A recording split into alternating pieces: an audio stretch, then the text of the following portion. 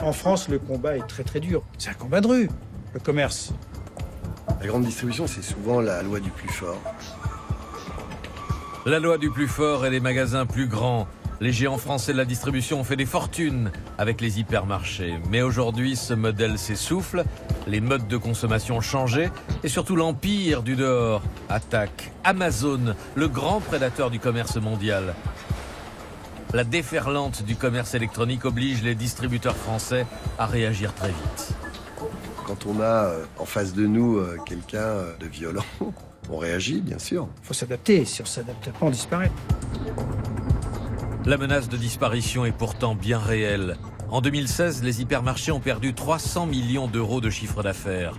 Carrefour, encore récemment numéro 2 mondial, décroche en bourse et se trouve à la merci des marchés financiers. Et chez Leclerc, devenu le leader français, on se met en ordre de bataille. Se battre contre plus gros que soi, comme Amazon, ça ne fait pas peur au centre Leclerc. On a fait ça toute notre vie. La vie dans le capitalisme, mode d'emploi. Dans les années 60, les géants français de la distribution ont tué le petit commerce. Aujourd'hui, ce sont eux qui risquent d'être balayés par plus puissants, plus agressifs et plus innovants.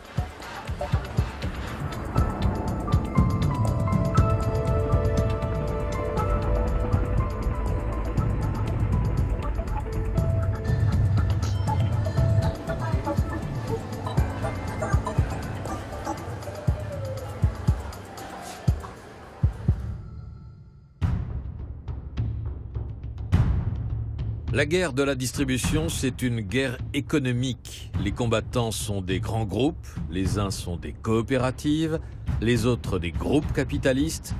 Tour d'horizon des forces en présence, les géants de la distribution, avec leurs armes et leurs faiblesses. Bonjour, il est 8h45, nous ouvrons le magasin dans 15 minutes. Merci et bonne journée. Le plus célèbre dans le monde entier, c'est Carrefour, le groupe capitaliste par excellence. Ici, c'est un hypermarché Carrefour. En visite, Georges Plassa, le PDG du groupe de 2012 à 2017, il rappelle au présent, comme s'il y était, comment l'hypermarché a été la machine de guerre de son groupe.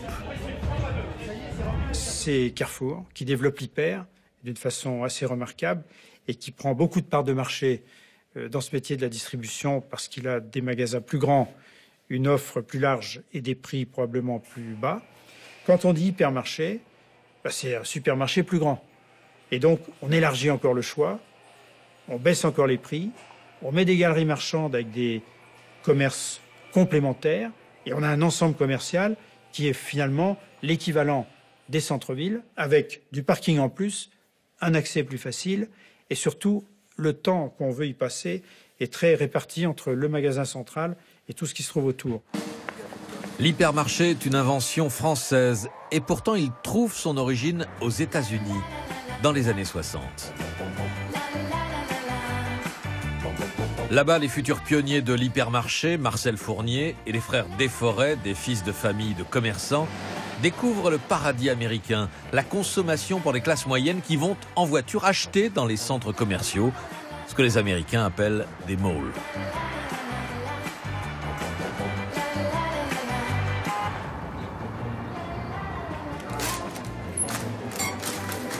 Serge Papin est président de Système U. Ça fait 35 ans qu'il travaille dans la grande distribution. Il en connaît bien l'histoire, à commencer par la virée aux USA des Fournier et des Forêts. Il voit des magasins aux États-Unis où il y avait la pouffe vraiment mise en avant dans des grands halls, dans des supermarchés. Et ils ont dit, ah, ça c'est bien, en dehors des villes, avec des parkings, les gens venaient en bagnole, avec les caddies, en libre-service, pas mal. Donc ils viennent en France et on va faire la même chose. Sauf que nous, quand même, on est issus des grands magasins, donc on est quand même aussi des spécialistes des casseroles et des sous-vêtements. Donc on va quand même garder notre métier de base. Et ils associent ce qu'ils ont vu aux États-Unis sur l'alimentaire et le non-alimentaire qui était leur métier de base, et ils créent l'hypermarché à la française. L'hypermarché à la française, ça veut dire au moins 4000 m², l'alimentaire et le non-alimentaire ensemble, sous le même toit, des milliers de produits différents et des prix inférieurs de 20% à ceux des concurrents.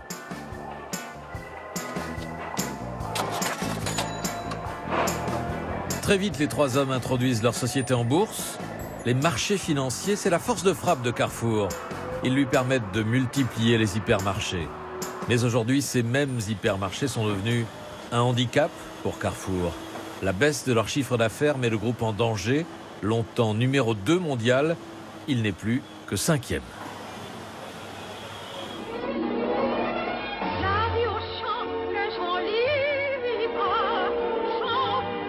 Le premier adversaire de Carrefour pour les hypermarchés, c'est le groupe Auchan. Son fondateur, Gérard Mullier, a imité Carrefour. Il a misé sur les hypermarchés. Il ne l'a pas regretté. Aujourd'hui, la famille Mullier, c'est la 4e fortune de France. Dans les années 60, ce fils de famille des industriels du textile ouvre un supermarché à Roubaix, dans le quartier des Hauts-Champs. Ça marche tellement bien qu'il voit plus loin. Et là, Gérard Mullier se dit, je vais faire un grand magasin, je vais faire un hypermarché. Il se procure les plans de l'autoroute qui va aller de Paris à la Belgique. Il achète des terrains pas trop chers, des terrains agricoles pas trop chers aux paysans du coin. Construit les plans de son premier hypermarché qui est un succès phénoménal. Le magasin est à peine terminé que déjà il dépose un nouveau permis pour une extension. Gérard Mullier a l'idée de proposer des emplacements autour de son magasin à des cousins qui souhaitent ouvrir des enseignes de sport, de bricolage ou de restauration. La force d'Auchan, c'est un hypermarché entouré de tout un tas d'enseignes complémentaires appartenant à la famille.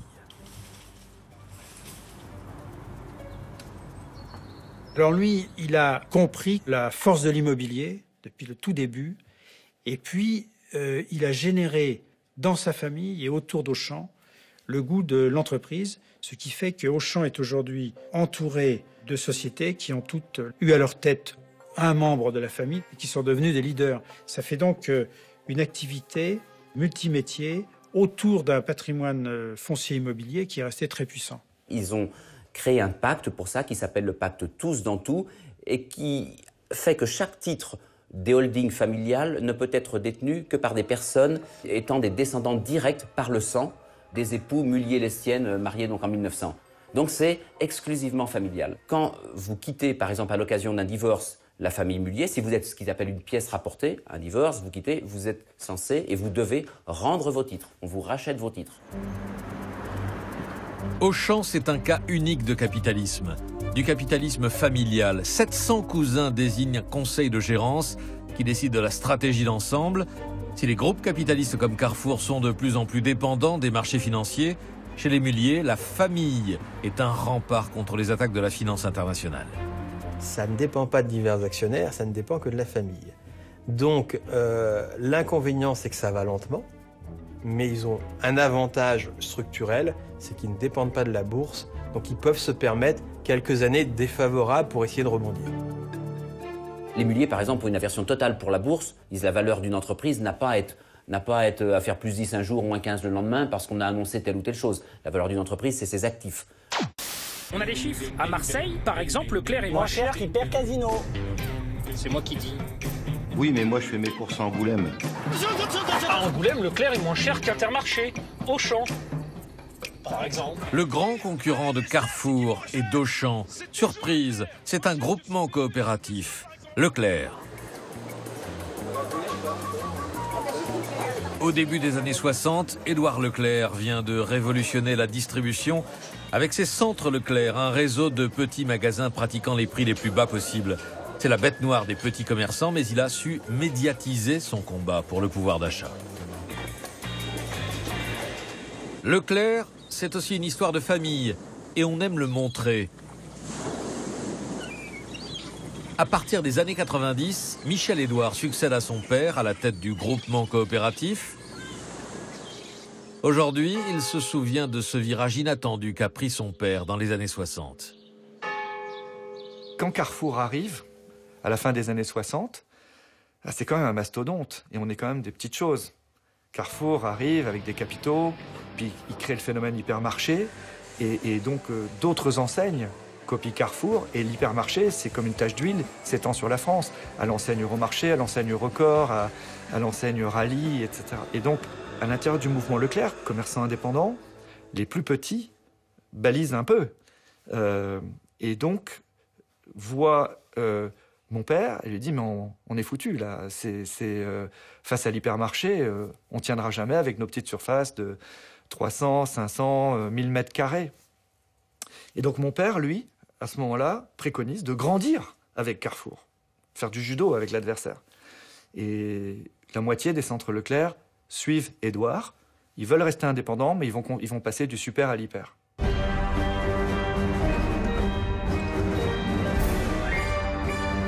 On peut y aller ? On peut y aller. La force de Leclerc, c'est sa capacité d'adaptation aux conditions de la guerre.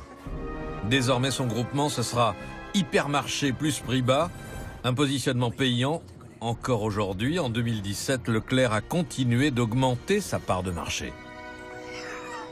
La force est puissante en vous, Romain. Aujourd'hui, il a clairement dépassé Carrefour. L'histoire de Leclerc a façonné un exercice du pouvoir très particulier. Le leader charismatique fixe le cap, mais ceux qui décident, ce sont tout de même les adhérents, tous propriétaires de centres Leclerc.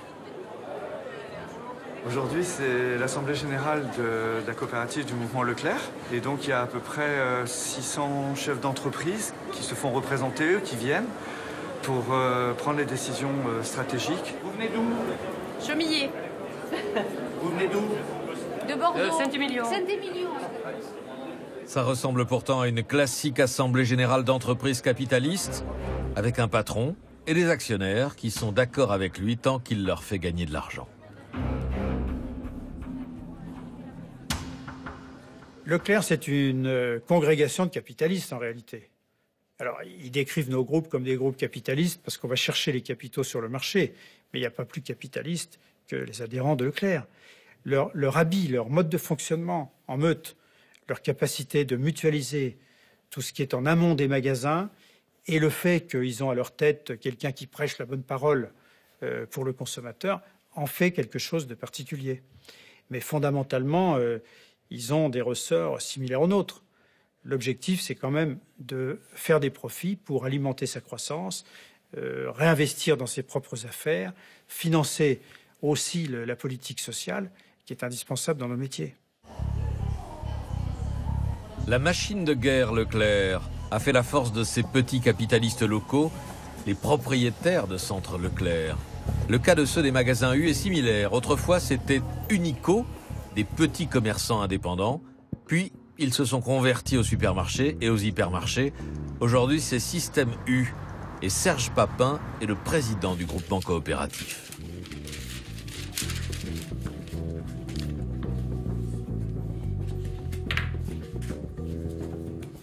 Chez Système U, au fur et à mesure que la concurrence s'est intensifiée, le siège a pris de l'importance. C'est la forteresse, c'est là que se trouve la centrale d'achat. En achetant en gros, elle permet à chaque magasin d'obtenir des prix plus bas. La structure coopérative est matérialisée par ce qu'on appelle ici la centrale, mais les décideurs, ce sont les centaines de propriétaires de magasins, tous actionnaires du groupement.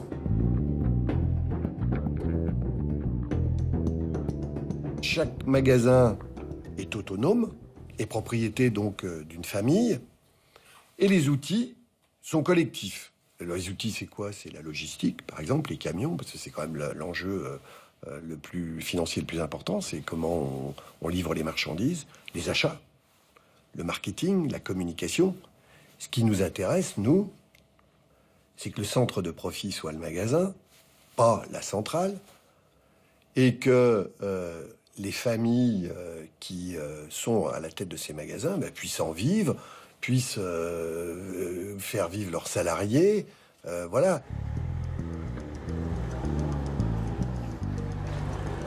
Serge Papin fait partie de ces propriétaires de magasins. C'est obligatoire pour être président de Système U.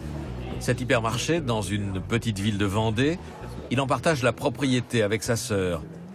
Et ça n'est pas rien. Aujourd'hui encore, un hypermarché se vend autour de 50 millions d'euros. Ouais, de langoustine vivante, là. Oui. Ouais, tu le vends, le homard, là? Avec l'hypermarché, ils ont tous gagné beaucoup d'argent. Les propriétaires de magasins Leclerc ou Système U, comme les actionnaires de Carrefour et d'Auchan. Mais aujourd'hui, l'âge d'or des hypermarchés est fini. L'érosion de leur chiffre d'affaires est constante. Les géants de la grande distribution sont obligés de revoir leur modèle de développement. Dans les années 90, le groupe Casino incarne ce réajustement quand il devient un grand groupe de distribution. Quand la mambo fringale titille le mambo morphale, la solution mambo, c'est le repas plateau Casino. L'enseigne créée à Saint-Étienne par Geoffroy Guichard a elle aussi ses hypermarchés, les géants Casino. Mais elle s'y est mise tardivement. Du coup, elle en compte aujourd'hui 2 fois moins que Carrefour et 4 fois moins que Leclerc. Une particularité que Georges Plassat connaît bien, sa carrière dans la distribution a débuté chez Casino en 1982. Casino a été une société qui a été en avance. 1898, le premier déploiement des petits magasins alimentaires date de cette époque. La constitution d'une marque propre qui a été remarquable, une des toutes premières de France à l'époque, avec une réputation fondée sur la qualité. Les fritures ne sont bonnes que depuis que Marie les prépare, elle aussi, avec les huiles du Casino. Tu iras dorénavant acheter ton huile au Casino.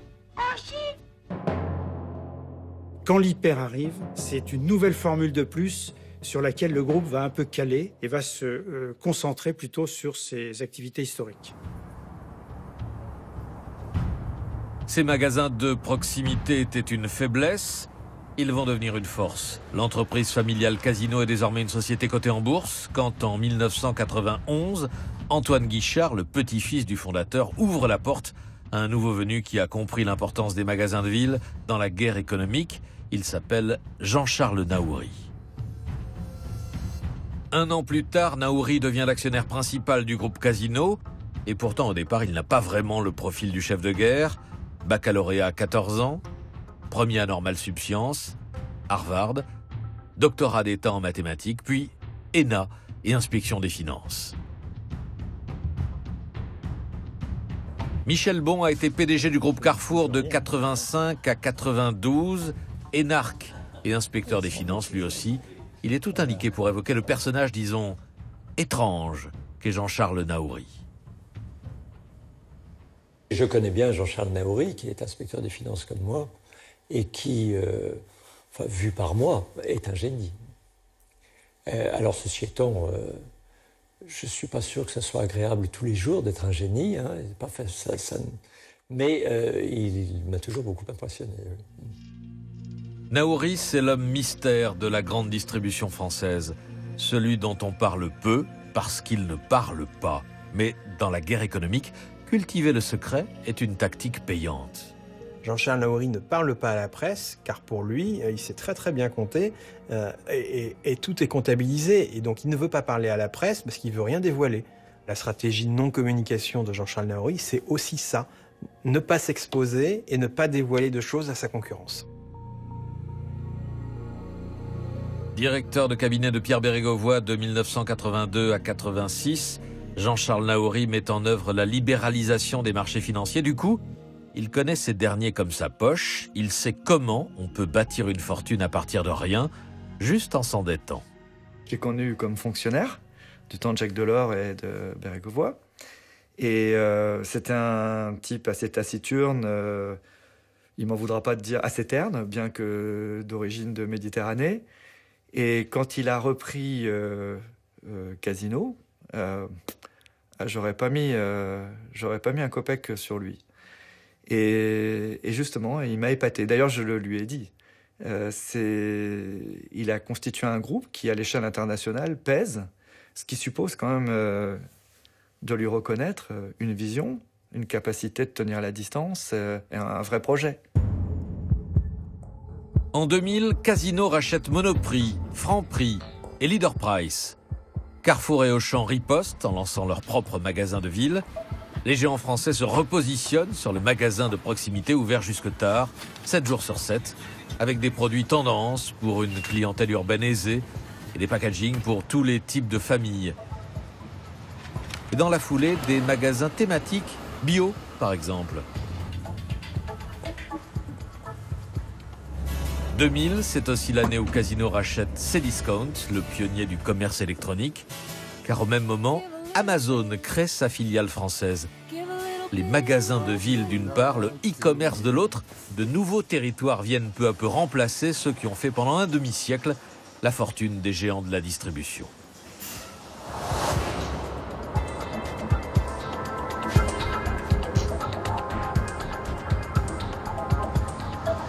Les territoires de la distribution bougent en permanence. Un jour peut-être les places de marché seront complètement numériques, mais aujourd'hui les places fortes des géants de la distribution, ce sont encore les magasins et leur valeur, c'est d'abord leur emplacement. Si vous avez un mauvais emplacement, quand bien même vous serez un très bon distributeur, ça sera beaucoup plus dur. Donc l'emplacement est essentiel. Donc le génie des emplacements, ça existe. C'est là d'ailleurs que les entreprises historiques ont un certain avantage sur les autres. Même si les autres peuvent attaquer en permanence ces sites historiques ou les assaillir régulièrement avec des banderilles, avec des petits formats, avec des moyens formats. Donc de ce point de vue-là, les entreprises qui ont duré ont en général des emplacements magnifiques. C'est la rente sur laquelle les géants de la distribution ont construit leur domination selon une logique d'expansion territoriale. Carrefour à partir de Rhône-Alpes, Leclerc de la Bretagne, Auchan du Nord, Casino de Saint-Étienne et Système U du pays nantais. En 30 ans, ils ont édifié partout leurs supermarchés et hypermarchés.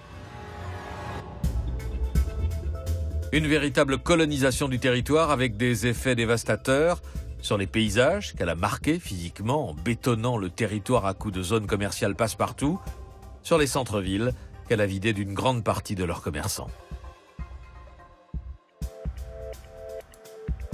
Anne Perrault est économiste. Elle a été pendant 8 ans vice-présidente du Conseil de la concurrence.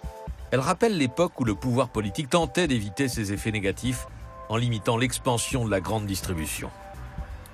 Le politique, souvent sous l'impulsion de lobbies relativement efficaces, cherche à protéger le petit commerce de cette nouvelle forme, cette nouvelle manière de distribuer les produits qu'est la grande distribution. Et donc, pendant toute une période, on assiste à un espèce d'empilement de réglementations qui sont là pour empêcher la grande distribution d'arriver sur le marché. Alors c'est vrai de la loi Royer, ça c'est 1973, c'est vrai de la loi Raffarin, ça c'est 1996, donc c'est un peu plus tard. C'est vrai de la loi Galland. Donc toutes ces lois se sont empilées les unes sur les autres et finalement on aboutit à fabriquer un paysage qui voulait être extrêmement verrouillant à l'égard de la grande distribution. Pour implanter un nouveau magasin, il faut alors l'autorisation d'une commission composée de professionnels du commerce et surtout d'élus locaux. Dans la guerre économique, souvent tous les coups sont permis. Pour chaque nouvelle implantation, c'est la porte ouverte à la corruption.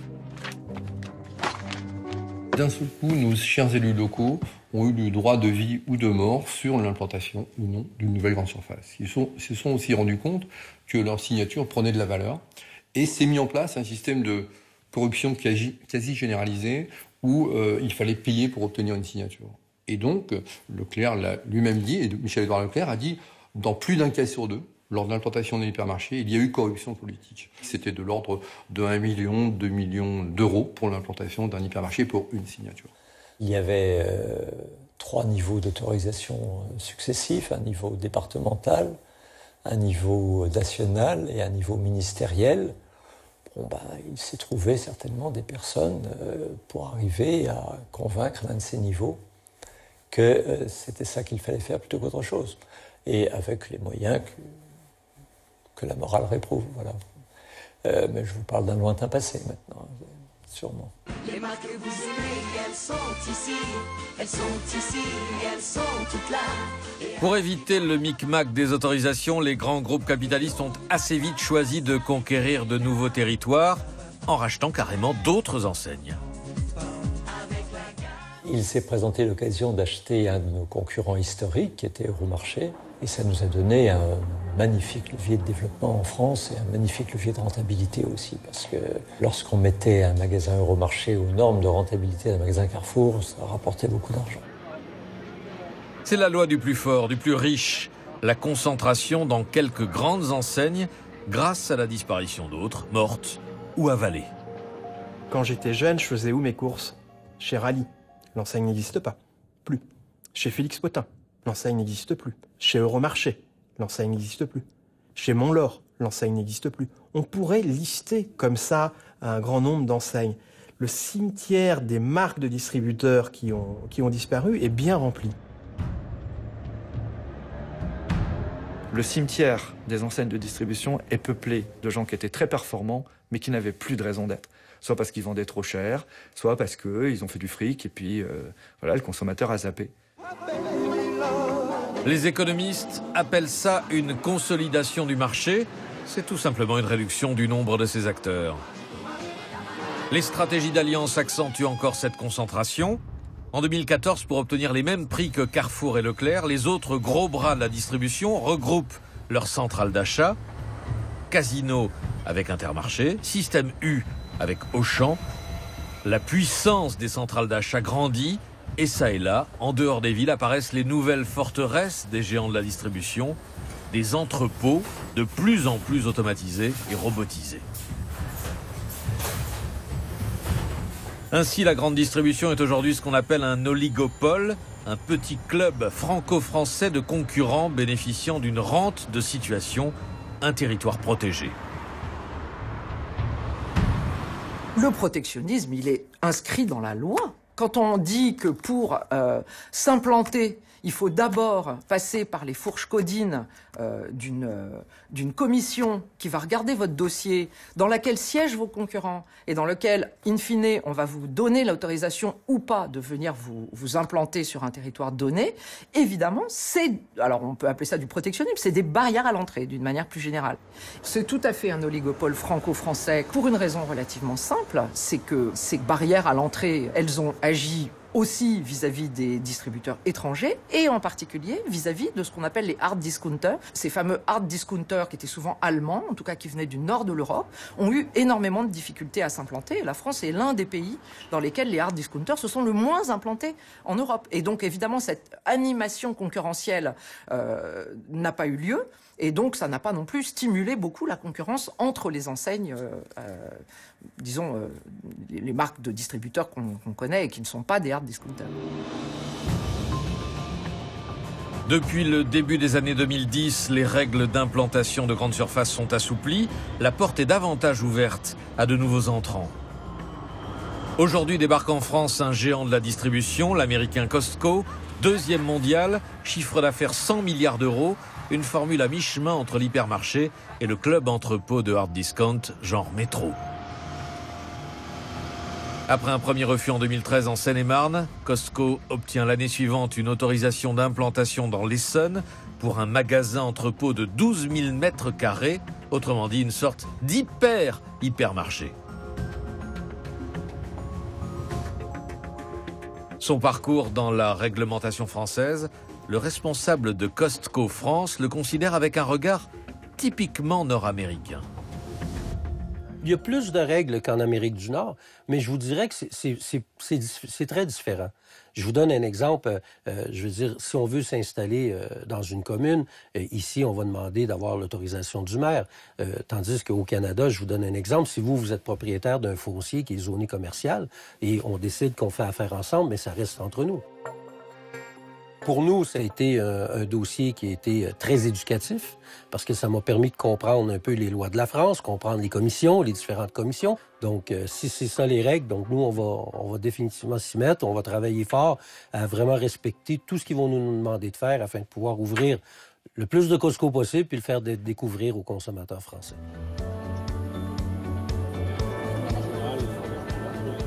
Le premier Costco en France ouvre à l'été 2017, en grande pompe, avec les officiels de circonstance. Par les temps qui courent, 200 emplois, ça ne se refuse pas. Pour les leaders français de la distribution, ça semble marquer la fin des territoires protégés, mais relativisons. Costco, qui a besoin de grandes surfaces, s'implante dans des zones périurbaines. Et désormais, pour nos géants français de la distribution, les nouveaux champs de bataille, ce sont les centres-villes. Quand tout le monde ne jurait encore que par les hypermarchés, Jean-Charles Naouri a misé sur le cœur de métier de Casino, le commerce de proximité. Les enseignes Franprix et Monoprix étaient devenues ringardes, il les a adaptées au goût du jour. Pour éviter tout abus de position dominante sur les marchés les plus profitables, Paris et les grandes villes, l'autorité de la concurrence l'a obligé à revendre des magasins à ses concurrents.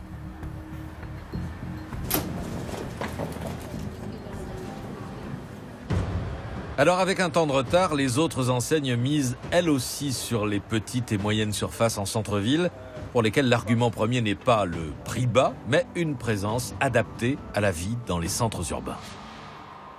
Ils font le même métier, mais ils le font plus finement. Le patron du groupe Casino parlait d'un commerce de précision. Voilà, on est beaucoup plus précis dans l'approche du consommateur. Donc c'est déjà une évolution significative. Un des grands défis auxquels la grande distribution est en train d'essayer de s'atteler, c'est de répondre à la démassification de la société. Nous sommes de plus en plus différents les uns des autres dans nos goûts, nos attentes, nos comportements. Et donc continuer à nous servir la même soupe à tous, ça perd un peu en efficacité, en quelque sorte. Et culturellement, pour des entreprises qui ont toujours joué sur la masse, sur les volumes, accepter que leur avenir sera fait de l'addition de petites choses, pour eux, c'est déjà une révolution culturelle.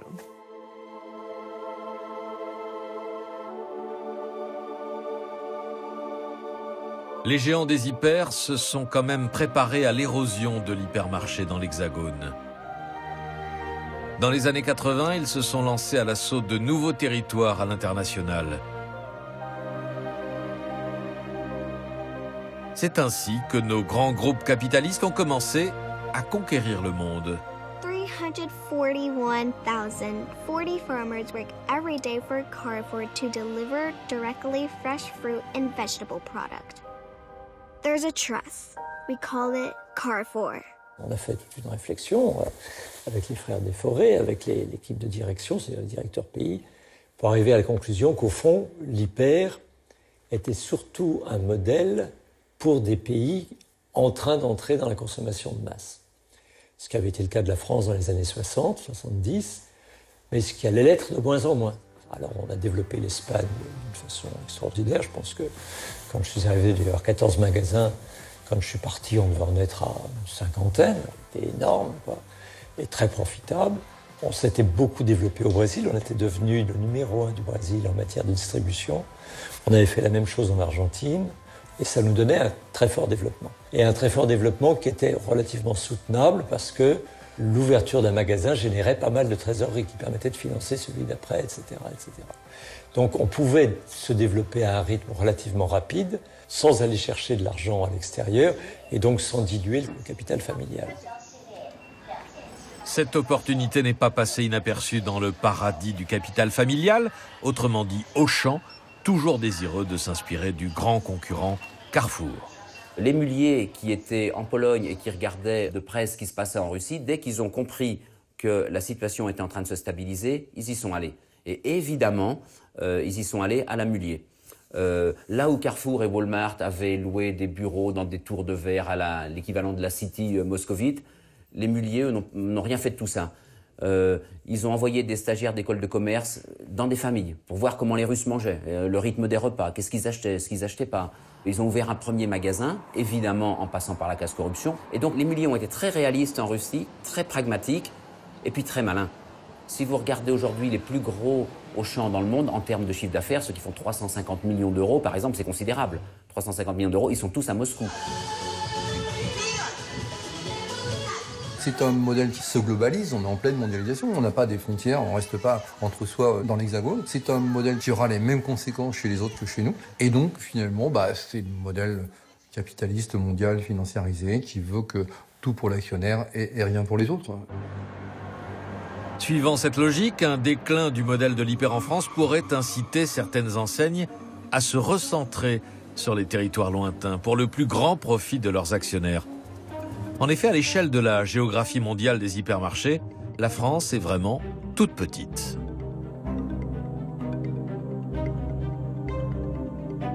On aurait pu se dire, au fond, moi je suis un spécialiste de l'hyper, je veux rester sur l'hyper, donc je vais bazarder la France, vendre le mieux possible la France, et puis je vais utiliser cet argent pour me développer plus vite en Chine, plus vite en Inde, plus vite ailleurs. Je pense que c'était un choix possible, quoi. Je ne sais pas si c'était un choix facile. Une interrogation qui résonne encore plus aujourd'hui avec le déclin des hypermarchés et la nouvelle guerre économique qui débute.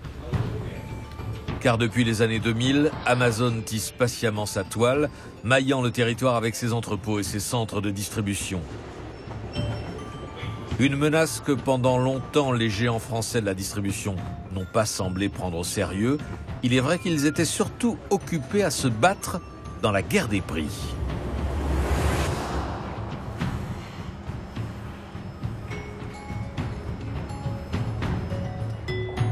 La guerre, c'est l'ADN de Leclerc depuis l'ouverture du premier magasin en Bretagne. Et c'est le fils, Michel-Édouard, qui incarne le double combat de Leclerc, vendre de tout au prix le plus bas.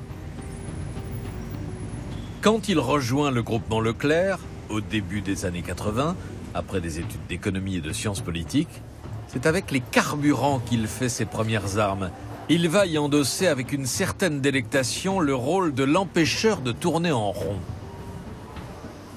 Évidemment, les syndicats de commerçants amenaient les petits pompistes, les pharmaciens à passer à la télé, au journal de 20h chez Jean-Pierre Pernaut, Leclerc va nous tuer, donc on était les méchants. Donc pour pouvoir gagner cette bataille, il fallait la rendre populaire. Et donc la communication, c'était une manière de dire directement aux consommateurs, mais l'essence, on peut vous la vendre 15 centimes moins cher. Et les médicaments, 20% moins cher. En tout cas, la parapharmacie, les sucrètes. On a oublié que les cotons-tiges étaient vendus qu'en pharmacie. On a oublié que l'eau de Badois était vendue en pharmacie. Tout ça, c'est des combats de Leclerc. Les préservatifs, c'était vendu que en pharmacie et au prix fort. Et alors là, je dois dire qu'on a gagné cette bataille, mais hélas, c'est le sida aussi qui nous a fait... que les pouvoirs publics ont compris que c'était un peu idiot de les confiner en officine.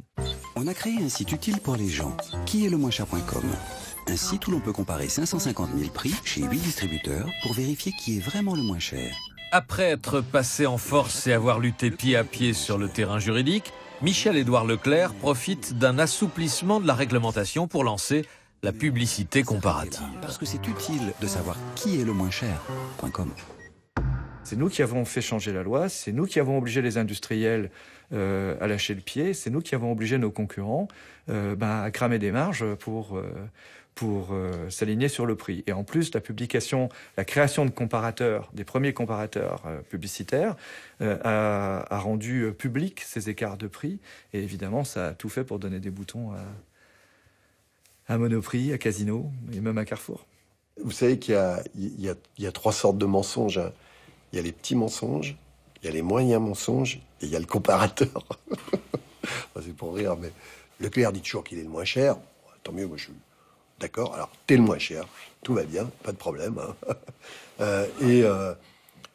Maintenant, je suis pas sûr que les comparateurs faits par une enseigne et donc qui est jugé parti soient très crédibles. Leclerc, c'est celui qui pousse à changer les règles. Inséparable de la guerre contre les concurrents, il y a la guerre contre la loi, d'autant plus que celle-ci est faite de volte-face. Depuis des lustres, les rapports entre l'industrie et le commerce sont conflictuels. Donc il y a eu beaucoup de lois pour essayer de réglementer ces rapports industrie-commerce. Soit vous voulez faire une loi plutôt pour l'industrie. Vous allez favoriser l'industriel. C'est bon pour l'économie des industriels et pour l'emploi industriel. C'est mauvais pour le consommateur, parce qu'il n'y a pas de guerre des prix. Si vous fonctionnez comme ça pendant 6, 7, 10 ans, après, vous avez un ministre qui va dire « Moi, ce que je veux, c'est favoriser le consommateur ». On va donner un petit peu plus le pouvoir au distributeur, qui va se lancer dans une guerre des prix, parce qu'il pourra le faire grâce à cette nouvelle loi. C'est bon pour le pouvoir d'achat, mais c'est mauvais pour l'industrie. Donc vous devez trouver un équilibre à qui je vais faire plaisir, finalement. À l'emploi ou au pouvoir d'achat. Et l'équilibre, il n'est pas simple à trouver. En 1996, le balancier repasse du côté des industriels. C'est la loi Galland. Pour empêcher les pressions excessives des distributeurs dans les négociations, ce sont les fournisseurs qui vont fixer le prix minimum de vente de leurs produits dans les magasins.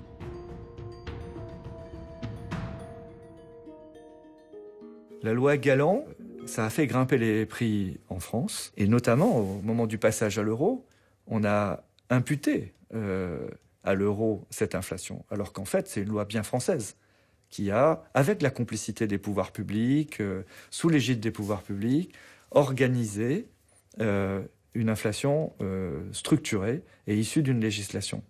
Au passage, s'il n'y avait pas eu cette loi pendant un moment, il n'est pas certain que nous, on soit encore là de cette façon-là, parce que ça nous a aidé aussi parce que la loi Galland a signé l'armistice de la guerre des prix. Donc ça a permis de réguler les choses. Pour combattre la loi Galland, Michel-Édouard fait flèche de tout bois. Il lance le ticket Leclerc, qui est une ristourne déguisée. Sur le modèle des marques de distributeurs inventées il y a longtemps par Casino, il généralise sa marque repère, dont il peut fixer les prix librement. Puis il lance une série d'affiches à la manière de mai 68. Enfin, il interpelle publiquement le nouveau président de la République qui vient de faire campagne en promettant d'être le président du pouvoir d'achat. C'est Nicolas Sarkozy que j'ai ciblé en l'interpellant publiquement et en lui disant « Monsieur le Président, 15%, c'est pas votre code de popularité, c'est le taux d'inflation sur le camembert président. » Un truc un peu gros de balai, là, un peu banal, mais n'empêche que ça s'est vu. Hein. C'est lui qui m'a convoqué. Et quand je lui ai montré que la loi française pénalisait les consommateurs, il m'a dit ça devient mon affaire, c'est plus votre affaire. Et il a créé la loi de modernisation économique qui a obligé les industriels à laisser les distributeurs baisser les prix.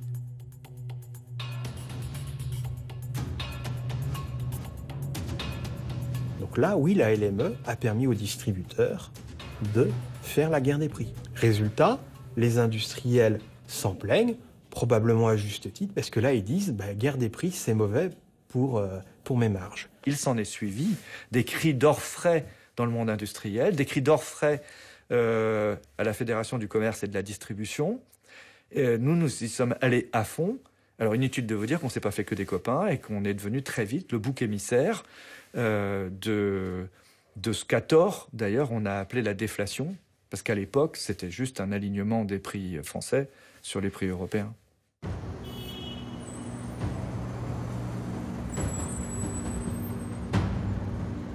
Votée en 2008, la loi de modernisation de l'économie, alias la LME, redonne aux distributeurs l'essentiel du pouvoir. Les centrales d'achat redeviennent les forteresses de la guerre des prix, les lieux de la domination. C'est une loi qui favorise la puissance de négociation des plus puissants distributeurs. Et donc, en face des plus puissants industriels. Dans la LME, on négocie de la même manière avec, par exemple, Nestlé, qu'avec l'assiette bleue de Pouzauges, qui vend du poisson frais pané, et chez qui, nous, on va représenter 15% du chiffre. Donc, si l'acheteur fait son boulot, ce que lui donne le droit de la loi, au petit, il va lui dire, écoute, l'année prochaine, si tu fais pas ce qu'on te dit, on va te déréférencer. Et à ce moment-là, il dépose le bilan, puisqu'on va représenter, n'importe quel distributeur représente chez lui 15 ou 20% de chiffre d'affaires. Un gamin de 5 ans comprendrait ça. Et en revanche, voilà, c'est pas du tout la même chose si on discute avec un grand groupe international. Le référencement, c'est l'instrument de la domination des grands distributeurs à travers leurs centrales d'achat. Car dans les rayons d'une grande surface, le nombre de marques pour un type de produit est limité. L'essentiel des places sont prises par les 2 ou 3 leaders du marché, les 2 ou 3 moins chers et la marque de distributeur. Du coup, les autres fabricants se battent entre eux pour le petit nombre de places restantes. Dans les box des centrales d'achat, les acheteurs et leurs fournisseurs négocient. On raconte que c'est souvent très tendu et même pire, toutes sortes d'intimidations. Il faut arrêter les poncifs dignes des années 70 en disant c'est tout le monde debout, ils ont monté le chauffage exprès. Non, là, il faut arrêter. Mais oui, il y a des comportements qui ne sont pas légitimes. Oui, il y a des attentes qui sont trop longues. Oui, il y a des prises de rendez-vous annulées. Oui, il y a... J'ose espérer que ça s'améliore. De temps en temps, j'entends que oui, de temps en temps, j'entends que non. En tout cas, le concert de critiques est tel que fin 2016, la Fédération du commerce et de la distribution, le syndicat professionnel, établit une charte pour des négociations plus respectueuses et apaisées. On peut y voir un aveu implicite de pratiques plus que limites.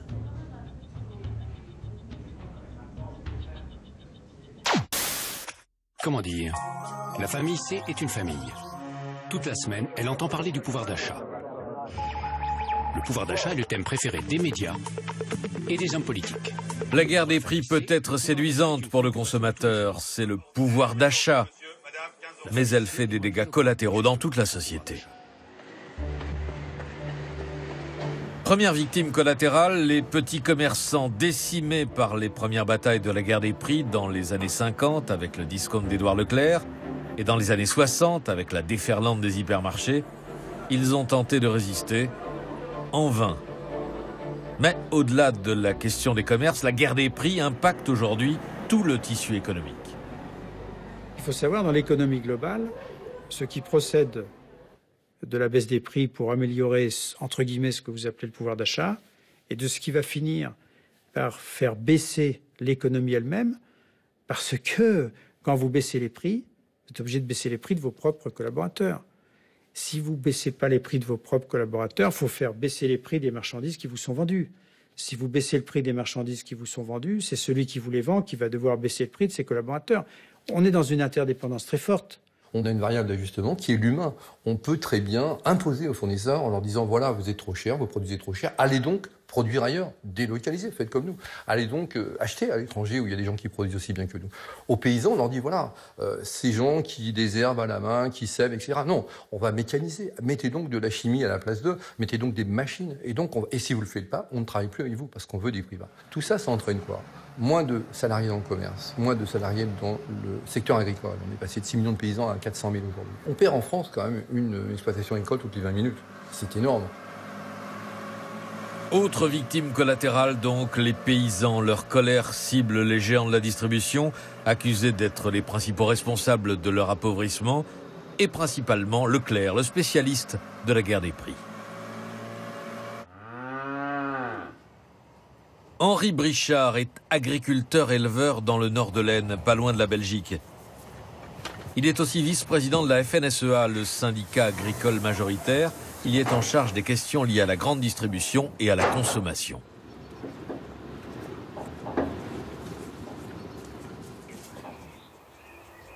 Quand un consommateur achète pour 100 €, il y a seulement 7 € qui reviennent à l'agriculteur. Et avec ce niveau-là, c'est plus du tout possible pour les agriculteurs de vivre. Il faut que le consommateur aussi en soit conscient, que l'agriculteur a à la fois il fait son métier pour vivre, également il fait beaucoup d'efforts en termes de qualité, de mode de production, et que tout ça a un prix, et que si à un moment donné l'agriculteur n'a plus la juste rémunération, il sera plus capable de fournir cette qualité, et on sera peut-être obligé d'aller chercher un certain nombre de produits dans des régions du monde où ces efforts ne sont pas forcément effectués. Moi, j'achète pas à la ferme, d'accord ? Donc le prix du lait, il n'est pas fait par Leclerc, il est fait par le marché mondial, l'offre et la demande mondiale. Moi, j'achète à un revendeur, à un transformateur. Et donc l'agriculteur aujourd'hui est paumé. Enfin, une grande partie des agriculteurs sont paumés parce qu'il n'y a plus le système organisé qu'offrait la politique agricole commune avec des systèmes de subventions, de rattrapage, de péréquation, de prix de retrait. Donc ils sont paumés. Et leur syndicat, le syndicat majoritaire, a plaidé la liberté des marchés, mais pour le coup, on voit bien aujourd'hui qu'il y a une faillite de l'après-agricole commune. Il n'y a plus de politique agricole commune, et donc il faudrait re-réguler les marchés. Côté syndicat, on revendique une solution diamétralement opposée, que la grande distribution achète plus cher et répercute sur le consommateur. En somme, la fin de la guerre des prix.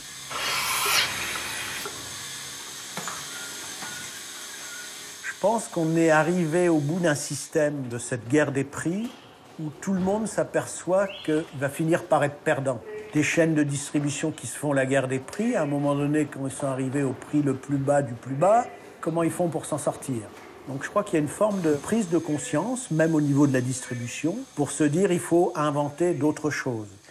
Il faut quitter cette logique qui part du prix consommateur et on répercute à chaque maillon ce qu'on peut et au final, ce qui reste, c'est pour le producteur, pour construire le prix final au consommateur en partant d'abord du besoin de l'agriculteur. En octobre 2017, à l'occasion des États généraux de l'alimentation, le balancier change de sens à nouveau.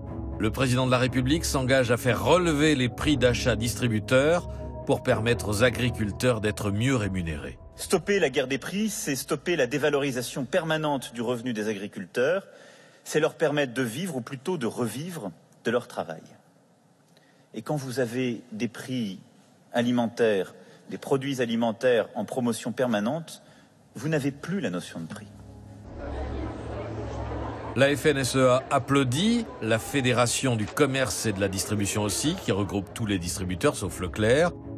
Et justement, Leclerc, lui, n'est pas d'accord. Alors faut-il arrêter la guerre des prix ou la continuer ? Les grands distributeurs français n'ont pas tous la même réponse. Serge Papin, lui, ne dirait pas non à un armistice de la guerre des prix.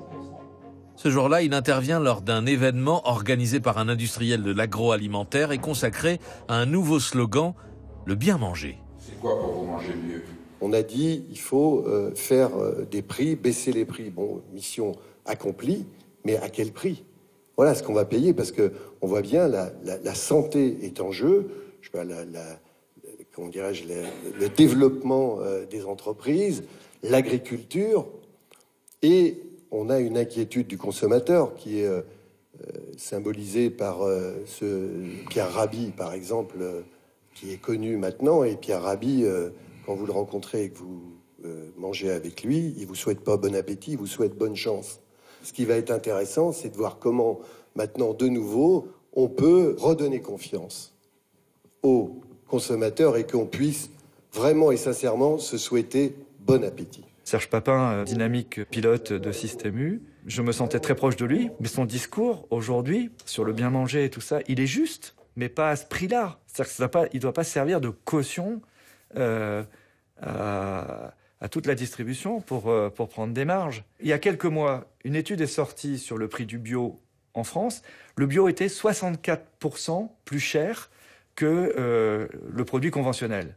C'est beaucoup trop. Le bio devient prétexte à augmenter les marges. Il ne coûte pas aussi cher à produire aux paysans, à l'agriculteur. Le combat, c'est que le consommateur qui a un faible pouvoir d'achat, ou dont le pouvoir d'achat n'augmente que trop faiblement, puisse accéder à du bio pas trop cher. C'est comme Free dans les télécoms. Dans un marché dominé par un petit nombre d'acteurs, si l'un d'entre eux ne veut pas arrêter la guerre des prix, elle continue. Nous ne faisons pas notre lit tous les matins d'un discours sur les prix les plus bas. Mais si on ne le fait pas non plus, nos consommateurs vont finir par penser, parce que quand vous ne parlez pas, c'est le bruit qui occupe la place, on le voit tous les jours, nos consommateurs finiraient par penser qu'on n'a pas les prix. Pour ces détracteurs, la guerre des prix épuise tout le monde, alors que s'annonce un plus grand péril. Amazon, le numéro 1 mondial de la distribution non alimentaire, 130 milliards de dollars par an, se lance maintenant à l'assaut de l'alimentaire. Après avoir racheté les 450 magasins bio de l'américain Whole Foods, Amazon a annoncé son intention de baisser les prix sur le bio.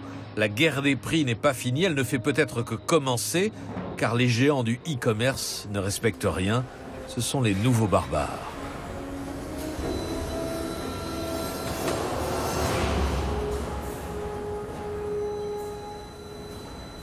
En 1950-60, des barbares sont arrivés pour tout simplement prendre la place de ceux qui étaient en place. Ce sont des gens qui ont voulu tout bousculer, ils ont voulu casser les codes. Finalement, 50 ans ou 60 ans après, ce qui se passe aujourd'hui sur Internet, j'ai quasiment envie de dire que ce sont les mêmes. Ce sont de nouveaux entrants, on les appelle les barbares, et ils veulent tuer les anciens dinosaures.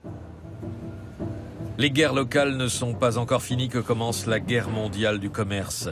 Et Amazon détient les armes du futur. Des entrepôts de plus en plus automatisés et robotisés, des centres de distribution toujours plus près du consommateur, un investissement massif dans l'intelligence artificielle pour connaître en profondeur les goûts et les habitudes des consommateurs et du coup hausser constamment le niveau de service. Amazon, au-delà de la question de sa rentabilité, Amazon a une qualité de service qui est exemplaire. Tous les professionnels reconnaissent que c'est Amazon qui a monté le niveau de qualité de service, de l'écoute client sur Internet, et maintenant tout le monde est obligé de se caler sur ce niveau-là. Donc oui, il y a une forte bagarre qui va se faire, par exemple à Paris, avec de temps en temps une surenchère, savoir si on va être livré en 2 heures, 1 heure et demie, 1 heure ou 3 quarts d'heure. Est-ce qu'on a vraiment besoin de sa bouteille d'eau à une demi-heure près? J'en suis pas certain. En tout cas, la bataille des délais de livraison a commencé à Paris. Carrefour a été le premier à répondre à l'offensive d'Amazon en proposant la livraison en 1 heure. Un produit vous manque? On vous le livre en 1 heure. Carrefour lance son service de livraison express.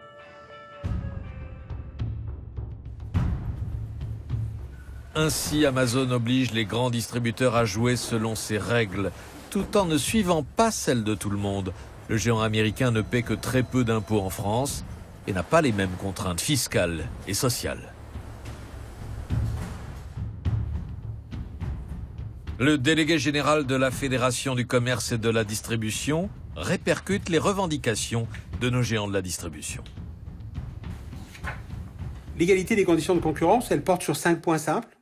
1, que tout le monde paye les mêmes impôts, et donc notamment faire en sorte que les impôts fonciers soient supprimés et qu'on n'ait plus que des impôts sur la vente. Tout le monde paye la même chose. C'est permettre aux magasins d'ouvrir le soir et le dimanche, notamment dans les grandes villes, parce que Amazon peut livrer, il n'y a aucune raison que les magasins ne puissent pas être ouverts à ce moment-là. C'est la possibilité de vendre tous les produits. C'est quand même absurde qu'en France, on n'ait pas le droit de vendre la parapharmacie ou de la pharmacie sans ordonnance et qu'on ait le droit de le vendre par Internet. Et puis c'est enfin agir sur le coût du travail, parce que nous sommes un acteur essentiel en matière de recrutement et notamment de jeunes, et qu'il faut que les allègements de charges se poursuivent. Nous proposons notamment qu'il n'y ait plus de charges au niveau du SMIC, parce que c'est la façon dont on va pouvoir garantir et promouvoir l'emploi peu qualifié dans notre pays. Le chantage à l'emploi n'est pas forcément sympathique, mais à l'évidence, l'explosion du e-commerce pousse à la déréglementation du travail et de l'emploi. Pour autant, les géants de la distribution ne s'en tiennent pas aux doléances. Loin de brader leurs magasins pour investir dans l'Internet, ils proposent un nouveau modèle basé sur la combinaison des systèmes. Aujourd'hui, ce que veulent beaucoup de distributeurs, c'est manquer aucune de vos occasions de consommation. Donc le client qui se balade, où qu'il soit, à quelque moment que ce soit, il cherche quelque chose.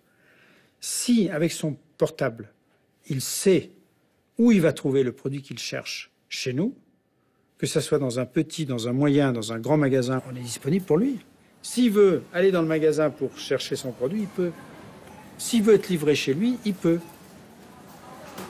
S'il veut qu'on le livre dans un magasin et aller le chercher dans le magasin, il peut. C'est vers ça que nous allons. Avant, monsieur et madame H faisaient leurs courses tous les samedis.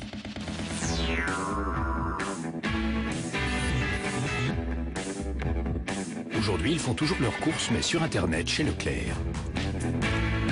Une illustration, le Drive. Vous commandez sur Internet, dans votre magasin habituel, quelqu'un fait les courses à votre place, et vous venez chercher votre commande en voiture au magasin.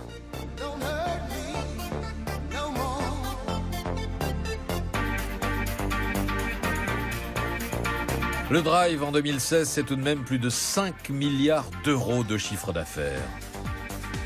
C'est pas Leclerc qui a inventé le Drive en France, c'est Auchan. Mais alors, le leader et largement du Drive en France, c'est Leclerc. C'est extraordinaire quand on y réfléchit, que c'est un groupe d'indépendants comme Leclerc qui fait 50% des drives en France. On aurait pu imaginer qu'une innovation qui nécessite un investissement collectif très lourd, on aurait pu imaginer que ce soit plutôt Carrefour ou Auchan qui soit leader. Auchan était très réactif, mais quand même Carrefour, on est encore à se demander si c'est rentable. Si le drive semble être une bonne synthèse entre le e-commerce et le magasin, pas sûr effectivement qu'il s'agisse d'une solution rentable au plan économique. Mais la vraie question est celle-ci. Les géants français de la distribution ont-ils la capacité de résister à Amazon dans le e-commerce proprement dit ? Les enseignes capitalistes semblent les plus adaptées aux investissements nécessaires. En 1999, Carrefour lance Aushop, un cybermarché alimentaire destiné aux grandes villes. Aussitôt, Auchan l'imite, avec Auchan Direct. À l'époque, ni l'un ni l'autre ne pousse cette avancée. Du coup, aujourd'hui, ils ont pris du retard. Le e-commerce en ligne, c'est entre 3 et 5% des chiffres d'affaires des géants français. Et Amazon est très loin devant.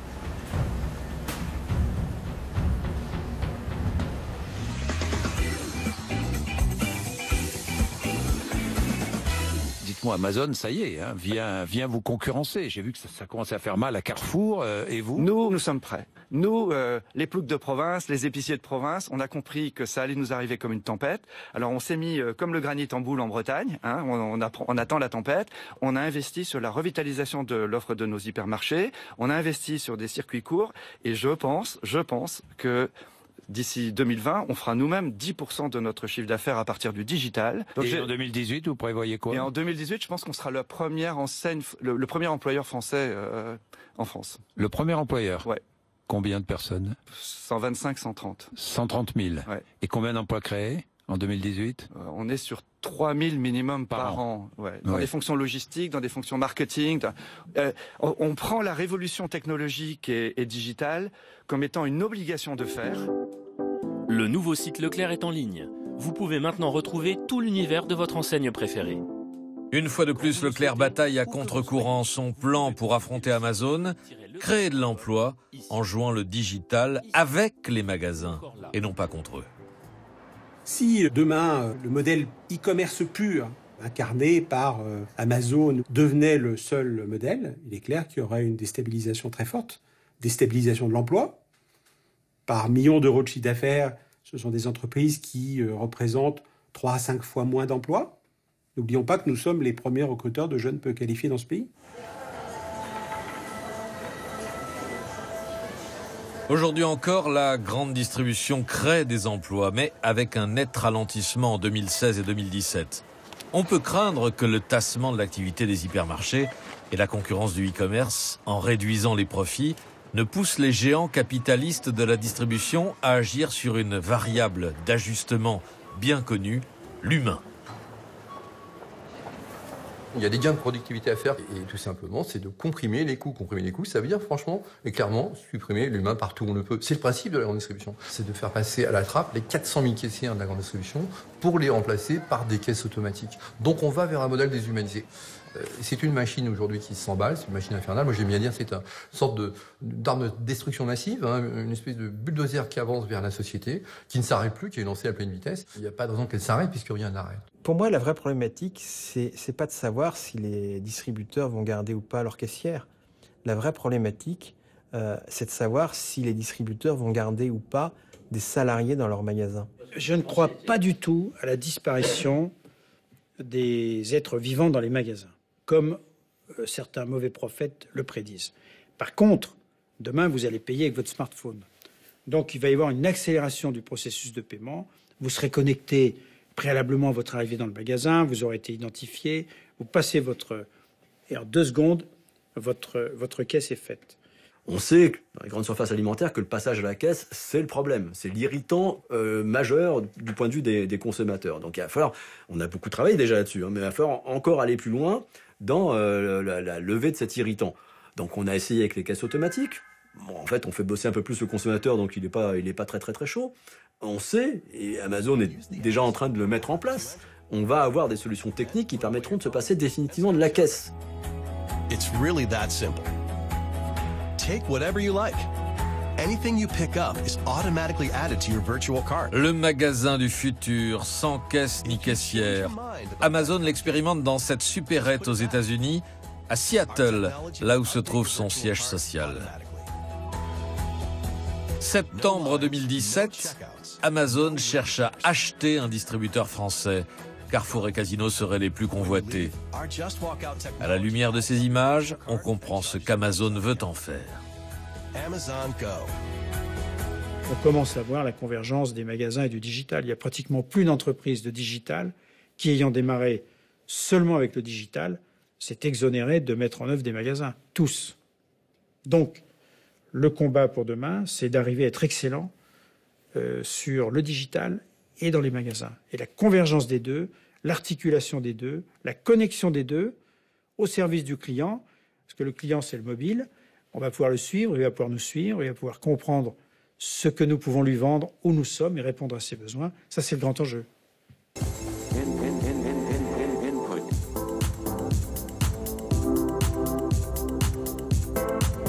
Le digital ou le numérique, demain, ça va profondément modifier nos modes de consommation. Amazon et Google font déjà des objets connectés qui peuvent automatiser le ravitaillement de la maison en produits du quotidien. Ils préparent aussi des livraisons par drone. Et le chinois Alibaba expérimente des robots intelligents capables de dialoguer avec les consommateurs dans les magasins. Une nouvelle révolution du commerce est en marche, très différente de la précédente révolution commerciale, celle de la grande distribution.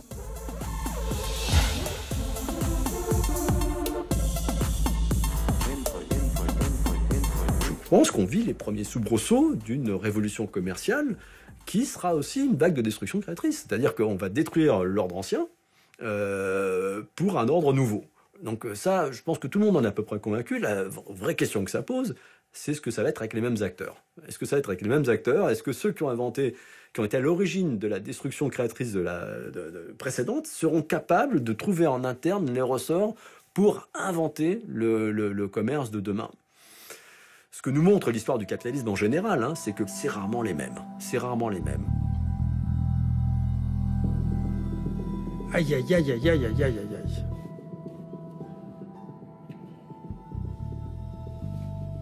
Ah, j'ai très peur. Très, très peur. Et vous croyez qu'ils sont les seuls? Est-ce que vous croyez qu'ils vont avancer dans le beurre? Je crois pas, hein. Est-ce que vous savez quel est le chiffre d'affaires que font encore les hyper en France? 50% du marché. C'est toujours fait par les hyper. 50% du chiffre d'affaires. Et on dit les hyper sont morts, mais on plaisante. Moi, j'ai connu l'époque où on disait les magasins de proximité, c'est mort. C'est condamné. Vous comprenez, Georges? C'est dead body. Le magasin de 200 mètres en pied d'immeuble, avec des haricots blancs à la tomate dans des boîtes de conserve, c'est foutu. Vous avez vu ce qu'il en est advenu. Il y en a des milliers et ça se développe partout. On va pas aller concurrencer Amazon. Voilà. On fera pas ce que fait Amazon. Voilà, on est dans un canapé, à boire une bière, on commande sur un ordinateur et on se fait livrer par Amazon ce qu'on veut. C'est pas ça la vie. Pour nous, et heureusement, vous vous rendez compte, heureusement qu'on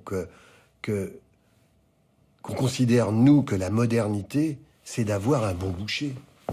Et honnêtement, avoir un bon boucher, c'est plus difficile qu'à de voir la dernière technologie numérique. Très clairement, nous croyons que c'est fini le grand hyper de sortie de ville, grand mall à l'américaine. Mais nous croyons quand même que l'hypermarché à taille humaine restera le vecteur central de la consommation. Un hypermarché rénové, attractif. Voilà, on va sortir de la standardisation de cette période hyper productiviste. On va revenir à quelque chose de plus vivant, à l'image de ce qu'on a fait dans le rayon vin, qui est devenu une cave à vin. Et ça, tout l'offre alimentaire de l'hyper, ça, c'est le meilleur rempart contre Amazon. Si on a la fête plus les prix, les Américains, ils iront se coucher. On veut bien croire notre Gaulois irréductible de la grande distribution. Mais Amazon n'est pas le seul nouveau barbare. Google vient de faire alliance avec le numéro 1 mondial de la distribution, l'américain Walmart. Et le chinois Alibaba, déjà près de 500 millions d'utilisateurs, ne se cantonnera pas longtemps à l'Asie. Aujourd'hui, le capitalisme est mondialisé. Les géants français de la grande distribution pourraient se retrouver bientôt confrontés à la guerre mondiale des nouveaux empires du commerce.